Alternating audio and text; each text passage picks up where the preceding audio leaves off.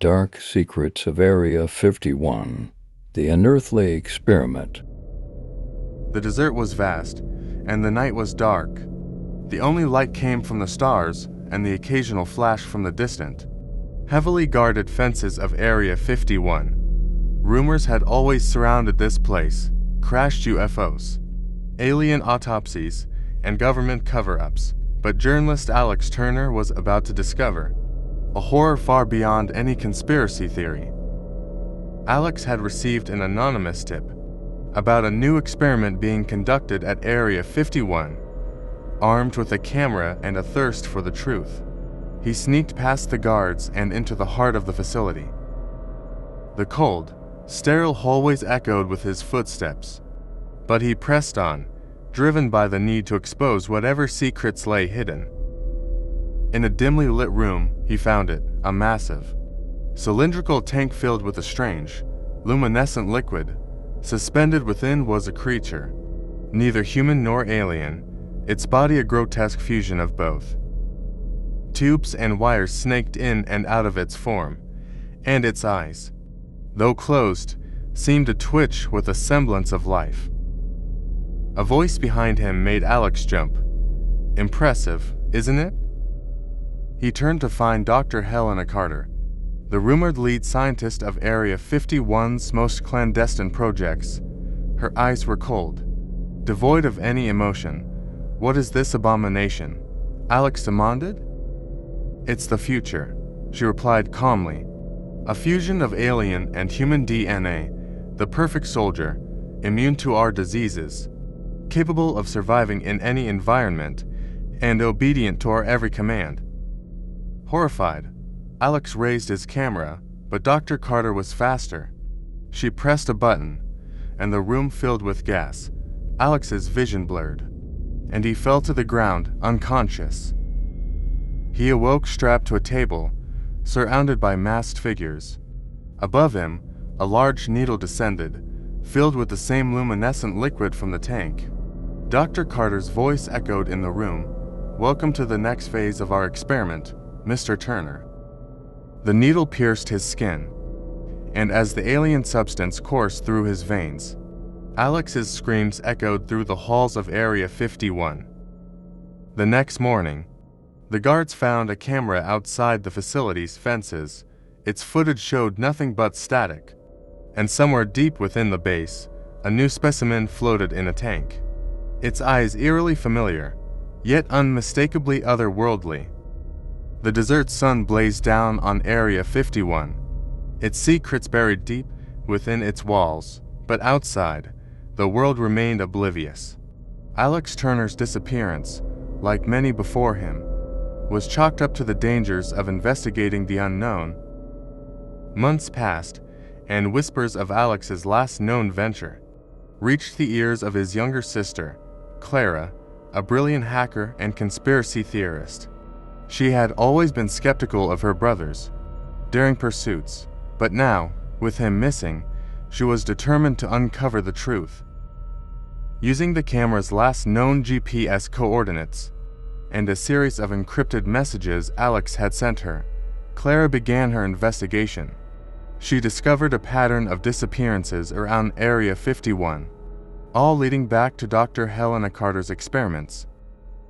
One late night, as Clara was sifting through satellite images, she noticed something odd: a series of underground tunnels leading from Area 51 to an unknown location. With a deep breath, she decided to infiltrate the base.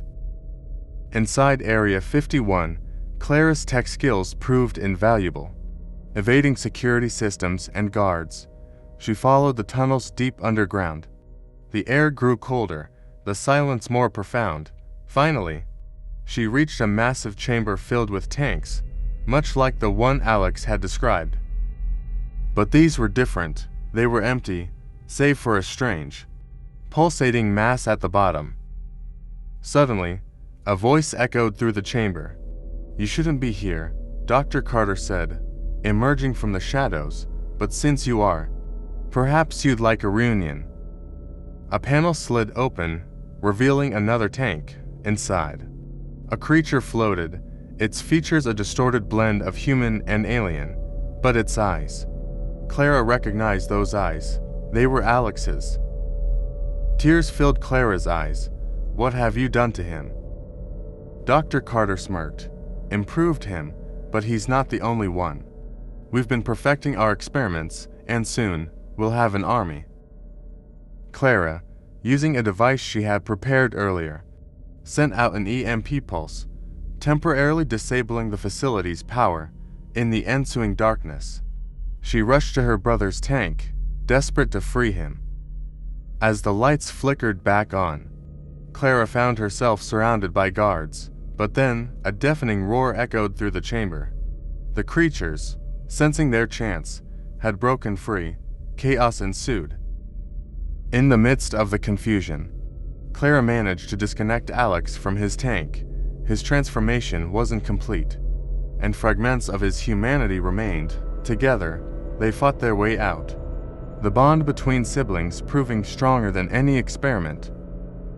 Emerging into the desert night, Clara and a semi-transformed Alex looked back at Area 51, its alarms blaring and lights flashing. They had exposed some of its secrets, but at a great personal cost.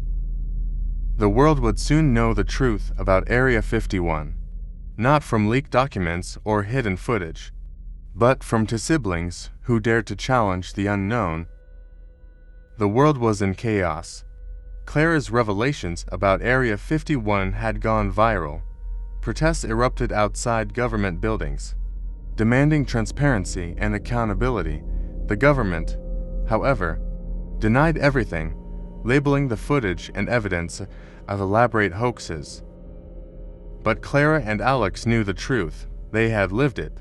Alex's transformation was proof enough, while he retained most of his human consciousness. His physical abilities had been enhanced. He could move faster, see in the dark, and even communicate telepathically with Clara. They went into hiding, moving from one safe house to another, always one step ahead of the government agents hunting them, but they weren't alone.